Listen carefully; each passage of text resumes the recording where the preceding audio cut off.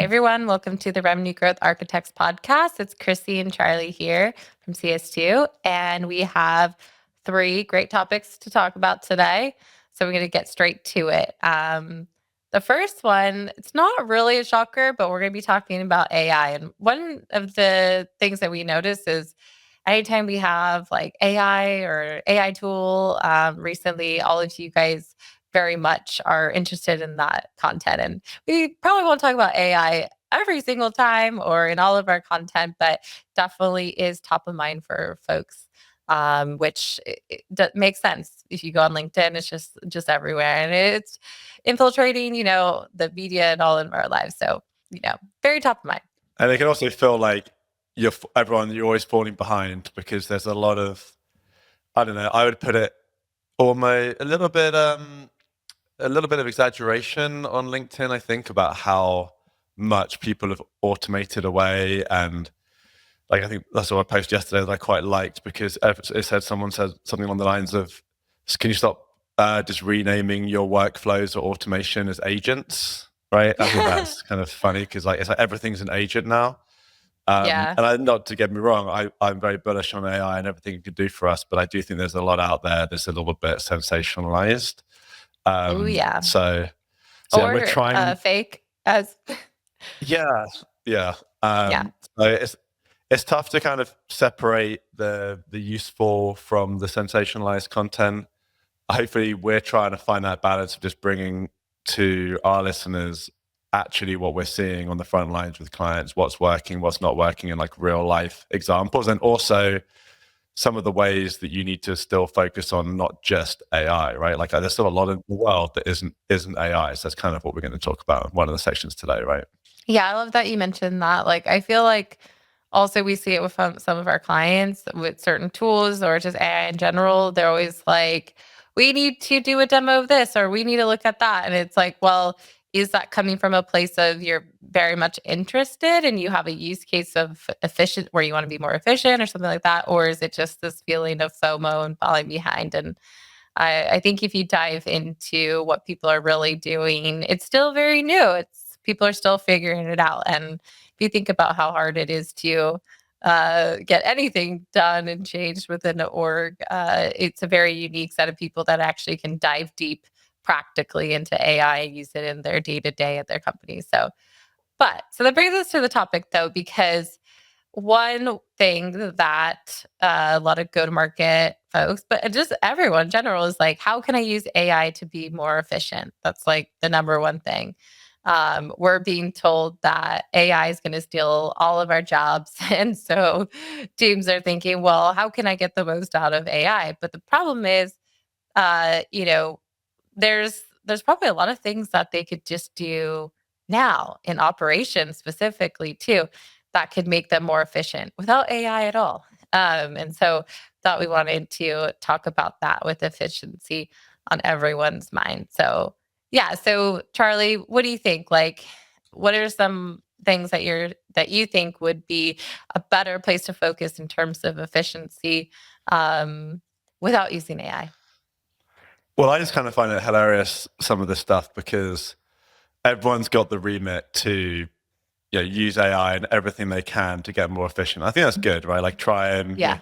throw spaghetti at the wall, see what sticks, and just try and do as much as you can to stay ahead. I think that's good advice across all of the domains of your career, right? Like just try and keep ahead and keep trying things and Yep. try and not just get set in your ways.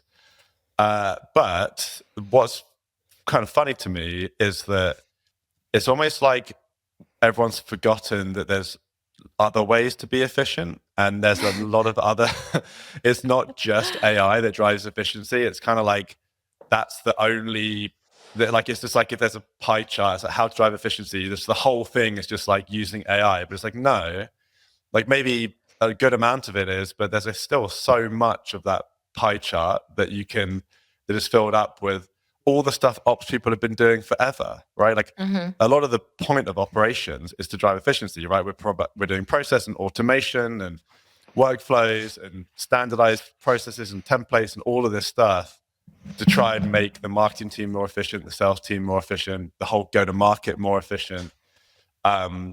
And I think we just can't lose sight of there's all of these other ways that could maybe even drive more efficiency. And I think there's so many examples that you could come up with for this, but just one simple example is like, okay, trying to make the sales team more efficient. Yeah, you can plug in an AI tool that can like, you know, look at all the signals and look at all the data and try and spit out like the right email to send or something like that, like a simple use case like that. But you know, that is so reliant on you collecting the signals the right way. You have the right data on the person that's being ingested into your systems. You've got the right integrations that are set up to be able to enrich the data the right way. AI can't just like magic something out of nothing, right? Or you know, you might find that some leads aren't even getting to sales. Like there's a sync error, right? Unlocking that sync error and actually getting those people into the hands of sales can probably drive more efficiency and more value than just like trying to add on AI at the end. So it's like, as we talk about this a lot, like there's so much in the foundation of what you do that is going to be driving efficiency, making things better, and then setting you up to be more successful with the AI use cases. You can't just skip ahead. Yeah. And it's not like, and again, I think in the past we framed this as get the foundation ready so you can use AI. But I think there's like an additional piece to that, which is get the foundation ready. You're going to drive tons of efficiencies there in just doing that, right? Having like a better lead flow, a better sales follow-up process, better data, all that's going to drive efficiency. You've already made things like 5 times more efficient by solving that. Now superpower it with AI, but at least acknowledge that you've got some wins before you even got to the AI point. Yeah, I almost feel like people, yes, we need to focus on efficiency, but we also want to focus on like efficacy. Yeah, it's just like what is actually like useful, what's going to provide good results and things like that. Cuz part of the problem too, if you don't trust AI or if it's something very new or you're just like putting something in the hands of, an agent that you might still feel like you need to monitor it and so then that's not really that efficient because now you're doing something manual where you're having to go through and monitor and check for false positives or you're having to check for is the AI going delusional or whatever. So I don't know. I think it's being mindful of like there's time and places, but how can you first make things better just with like the tools that you have? And that's kind of my example or my idea too is like there's ways that you can be efficient just within the tools that you have and like using them the right way. A lot of the time we look at clients and they have a tech stack and tools and they're not even using it to the best of their abilities. They're doing things like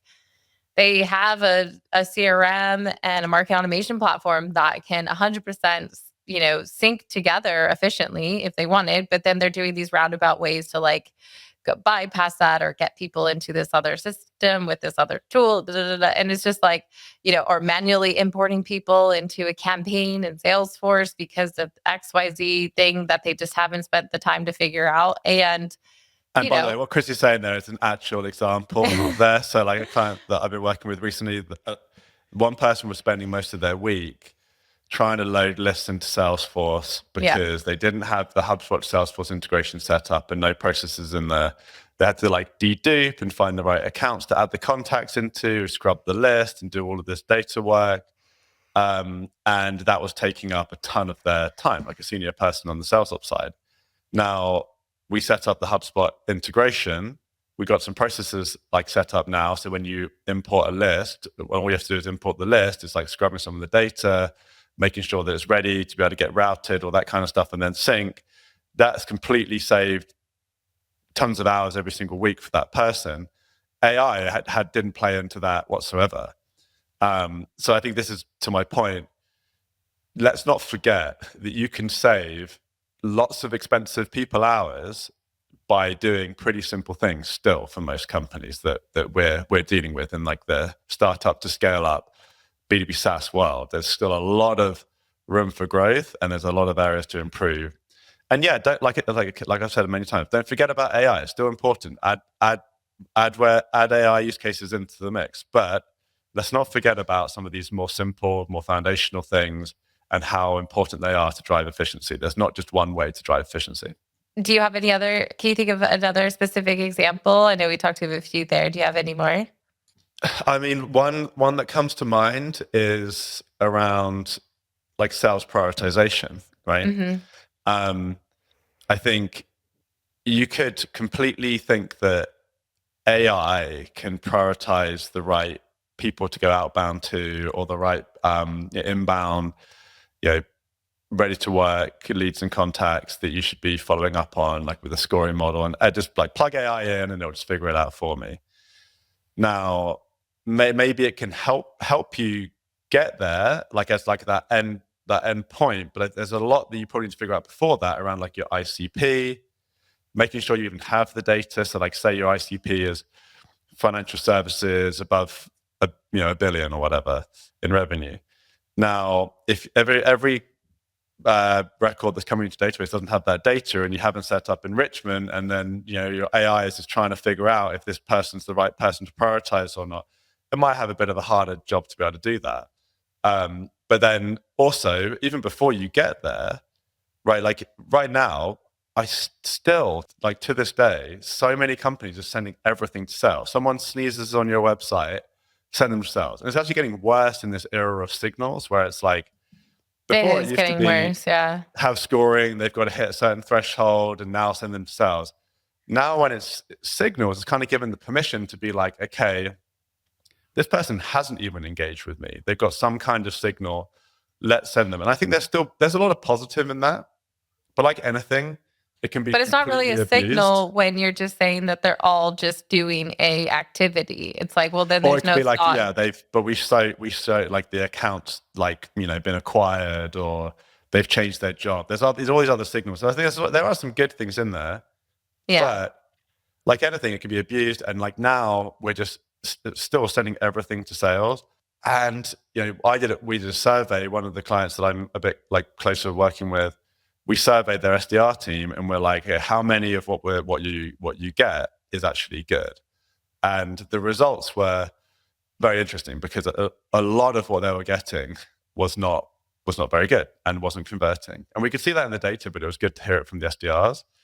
And that's like, a 10-person team or whatever, wasting hours and hours and hours because they're trying to follow up. And yes, you could plug an AI SDR in and just like go crazy. I don't think we're there yet completely to just like autonomously let an SDR agent handle everything. But we've also found there was a lot of reasons why some of those leads were getting sent to sales that weren't even because of anything. Like, it wasn't like actually was what was even meant to happen. They were just like weird data issues, or they weren't like resetting the score. So like the people just kept on coming through over and over again.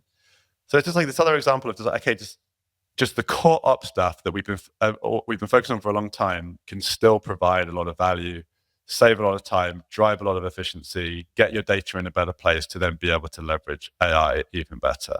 And there's like Yeah, a two-step kind of thing as well. It's like I see it better as like nail like a foundational thing that you can do with your systems. And then if you are ready to then make it better, look at how AI can just like add on and make it better. So to your point around like scoring totally. Yeah, it, like I think a lot of people still to this day, like you said, are sending everything to sales, or they do these like manual like reviews and stuff. And it's like you could just build out segmentation based on your ICP, but I think people just don't trust that.